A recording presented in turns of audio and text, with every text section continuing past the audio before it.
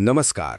स्वागत आहे तुमचं या व्हिडिओमध्ये. तर वाल्मिक कराडला फाशी होणार? साधारण वर्षभर सुरू असलेली ही मागणी आता चर्चेमध्ये बदलली आहे. मागच्या वर्षभरात कराडने अनेकदा दोषमुक्तीसाठी अर्ज केला, जामिनासाठी अर्ज केला. हा खटला पुढे कसा ढकलता येईल, आपली मुक्तता कशी होईल यावर कराडचा जोर होता. दुसऱ्या बाजूला त्याच्या टोळीकडून तुरुंगात पोलीस कर्मचाऱ्यांना धमकी देण्याचे प्रकार घडत होते. संतोष देशमुख यांच्या हत्येला वर्ष सुरू झालं तरी खटल्याला गती मिळत नव्हती. पण आता मात्र या खटल्याला गती मिळण्याची आणि वाल्मिक कराडला फाशी होण्याची चर्चा सुरू झाली आहे. त्याला कारण आहे अर्थातच बीड जिल्हा सत्र न्यायालयात झालेली आरोपनिश्चिती. वाल्मिक कराड आणि त्याच्या टोळीवर वर्षभराने आरोपनिश्चिती झाली आहे. पण या आरोपनिश्चितीमुळे पुढे काय होऊ शकतं, याचा अर्थ नेमका काय आणि वाल्मिकला फाशी होईल या चर्चा कशाच्या आधारे सुरू आहेत, सगळी माहिती जाणून घेऊयात या व्हिडिओमधून. नमस्कार, मी राहुल आणि तुम्ही पाहताय GT मराठी. आता सगळ्यात महत्त्वाचं म्हणजे 23 डिसेंबरला न्यायालयात काय घडलं, तर संतोष देशमुख यांचं अपहरण आणि नंतर हत्या याबद्दलच्या खटल्याची 23वी सुनावणी 23 डिसेंबरला पार पडली.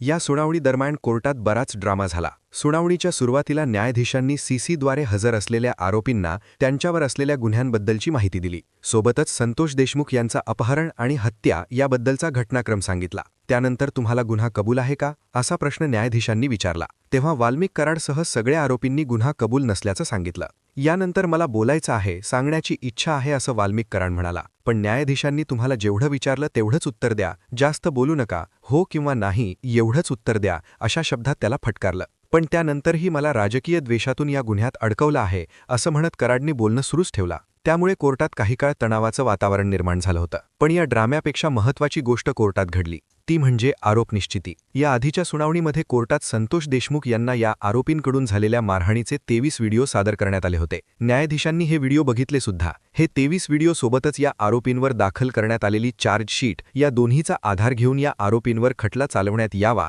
इतपत पुरावे असल्याचं नक्की करत न्यायालयाने अटकेत असलेले 7 आणि फरार असलेला 8वा आरोपी कृष्णा आंधळे अशा 8 आरोपींवरचे आरोप निश्चित केलेत. या आरोपींनी कट करून संगणमताने खून केला, खंडणी मागितली, जातीवाचक शिवीगाळ केली आणि पुरावे नष्ट केले असे आरोप त्यांच्यावर ठेवण्यात आलेत. ही आरोपनिश्चिती झाल्यानंतर आता खटल्याला गती मिळेल, पुरावे तपासले जातील, साक्षीदारांची आरोपींची तपासणी उलट तपासणी सुद्धा होईल. साहजिकच खटला ॲक्शन मोडवर जाईल. त्याची सुरुवातही झाल्याचं दिसतंय, कारण 23 डिसेंबरला झालेल्या सुनावणीनंतर आता पुढची सुनावणी 8 जानेवारीला घेण्यात येणार आहे. आरोपनिश्चितीमुळे झालेली आणखी एक महत्त्वाची गोष्ट म्हणजे वाल्मिक कराडच्या जामिनाची होणारी अडचण. या खटल्यात सुरुवातीपासून वाल्मिक कराड आपला काहीच संबंध नाही, आपल्याला जाणीवपूर्वक आणि राजकीय द्वेषातून यात गुंतवण्यात आला आहे, असा दावा वकिलांच्या मार्फत करत होता. त्यासाठी त्यानं अनेकदा दोषमुक्ती आणि जामिनाची अर्जही केले, जे कोर्टाने फेटाळून लावले. गंभीर गोष्ट म्हणजे आरोपनिश्चिती झाली असली तरी कराडच्या वतीने उच्च न्यायालयाच्या औरंगाबाद खंडपीठाकडे दोषमुक्तीचा अर्ज करण्यात आला आहेच, ज्यावर 15 जानेवारीला सुनावणी होणार आहे. पण कराडची झालेली अडचण म्हणजे त्याच्यावर आरोप निश्चित करताना कोर्टाने त्याला मकोकामधला आरोपी ग्राह्य धरला आहे.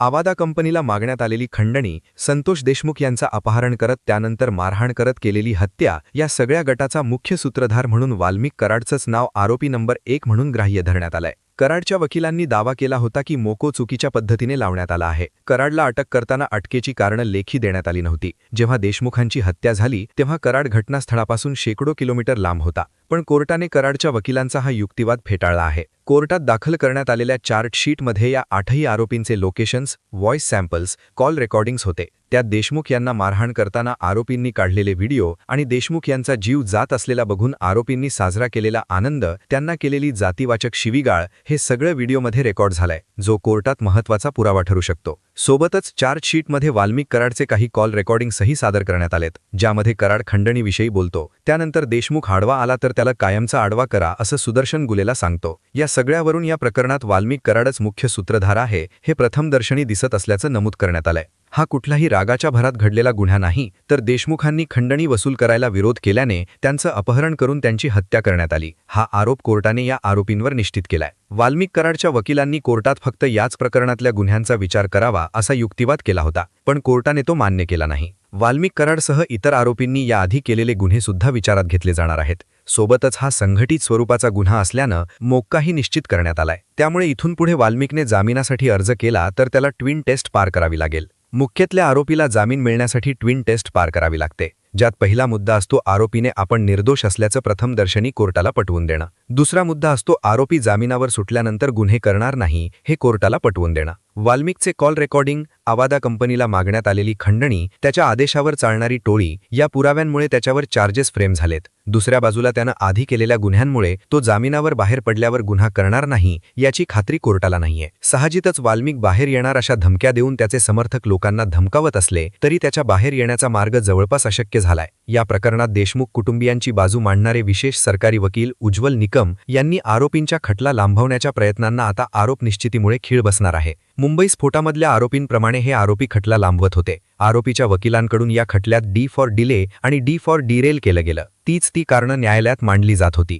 पण आरोप निश्चितीमुळे प्रत्यक्ष पुराव्याचं काम लवकरच सुरू होईल. यापुढे खटल्याची वेगवान सुनावणी पार पडेल यासाठी प्रयत्न केले जात आहेत, अशी माहिती निकमांनी दिली आहे. दुसऱ्या बाजूला या प्रकरणातला 4थ्या क्रमांकाचा आरोपी सुधीर सांगळे याच्याकडून सुनावणीला स्वतंत्र वकील उपस्थित होते. तेव्हा न्यायाधीशांनी प्रत्येक आरोपीचा स्वतंत्र वकील असेल का असा प्रश्न विचारला. तेव्हा आरोपींनी हो असं उत्तर दिलं. त्यामुळे पुढच्या सुनावणी दरम्यान नेमकं काय घडणार हे पाहणं महत्त्वाचं ठरणार आहे. आता सगळ्यात महत्त्वाचा मुद्दा म्हणजे वाल्मिक कराडला फाशी होईल का? तर वाल्मिक कराडवर मोक्याचा चार्ज फ्रेम झालाय. खंडणी, अपहरण आणि खून या प्रकरणात तो मुख्य सूत्रधार आणि आरोपी क्रमांक 1 आहे. जेव्हा संतोष देशमुख यांना अमानुष मारहाण झाली तेव्हा वाल्मिक कराड घटनास्थळी उपस्थित नसला तरी तो फोनवरून आरोपींच्या संपर्कात होता हे सुद्धा समोर आलंय. कॉल रेकॉर्डिंग आणि मारहाणीचे व्हिडिओ हे भक्कम पुरावे आहेत. पण असं असलं तरी शिक्षा होताना साक्षीदारांचे जबाब सुद्धा महत्त्वाचे ठरतील. पुरावे जबाब हे सगळं कोर्टात टिकला, गुन्हा सिद्ध झाला तर वाल्मिक कराड आणि त्याच्या टोळीला शिक्षा होईल. पण ही शिक्षा फाशीची असेल का हे ठरण्यासाठी कराड आणि त्याच्या टोळीने केलेला गुन्हा हा रेअरेस्ट ऑफ रेअर प्रकारचा गुन्हा असल्याचं कोर्टात सिद्ध करावं लागेल. कुठल्या प्रकरणाला रेअरेस्ट ऑफ रेअर म्हणून ग्राह्य धरायचं याची कुठलीही विशिष्ट चौकट नाही, पण हा एक कायदेशीर सिद्धांत आहे जो फाशीची शिक्षा सुनावताना विचारात घेतला जातो. भारतीय कायद्यानुसार कुणाच्या गुन्ह्यासाठी जन्मठेप हा सर्वसाधारण नियम आहे, तर फाशीची शिक्षा हा अपवाद आहे. कुठलीही केस रेअरेस्ट ऑफ रेअर ठरवताना 3 मुद्द्यांचा प्रामुख्याने विचार केला जातो. गुन्हा अत्यंत क्रूर किंवा अमानुष पद्धतीने केला असल्यास, गुन्हेगाराने अत्यंत नीच हेतूने किंवा समाजातल्या दुर्बल घटकांवर हल्ला केला असल्यास, गुन्हेगारात सुधारणा होण्याची कोणती शक्यता उरली नसल्यास तरच फाशीचा विचार केला जातो. त्यामुळे आता देशमुख यांना झालेली अमानुष मारहाण, या मारहाणीचा आनंद घेणारे आरोपी, त्यांनी या आधी केलेले गुन्हे आणि जेलमध्ये दाखवलेला माज, या सगळ्या गोष्टी पुढे करत उज्ज्वल निकम हे रेअरेस्ट ऑफ रेअर केस असल्याचा युक्तिवाद करतील. जर कोर्टाने हा युक्तिवाद ग्राह्य धरला आणि खुनाचा आरोप सिद्ध झाल्यास जन्मठेपेच्या पुढची मृत्यूदंडाची म्हणजेच फाशीची शिक्षा होऊ शकते. आता देशमुखांचा खून झाला, मारहाण झाली, तेव्हा आपण तिथे नव्हतो, त्यांना मारहाण करण्यात थेट सहभागी नव्हतो, हा युक्तिवाद अर्थातच वाल्मिक कराडच्या वकिलांकडून करण्यात येईल. पण कॉल रेकॉर्डिंग ते कटाचा सूत्रधार म्हणून आरोप निश्चिती यामुळे कराड पुरता अडकलाय. आता फाशीचा विषय फक्त ही केस रेअरेस्ट ऑफ रेअर ठरणार की नाही यावर आहे. तुम्हाला काय वाटतं? देशमुखांचं अपहरण, त्यांचा जीव जाईपर्यंत केलेली मारहाण आणि छळ या सगळ्या गोष्टी विचारात घेऊन ही रेअरेस्ट ऑफ रेअर केस ठरेल का? आमची मतं आणि प्रतिक्रिया कमेंट करून नक्की सांगा आणि GT मराठी न्यूजला सबस्क्राईब करा.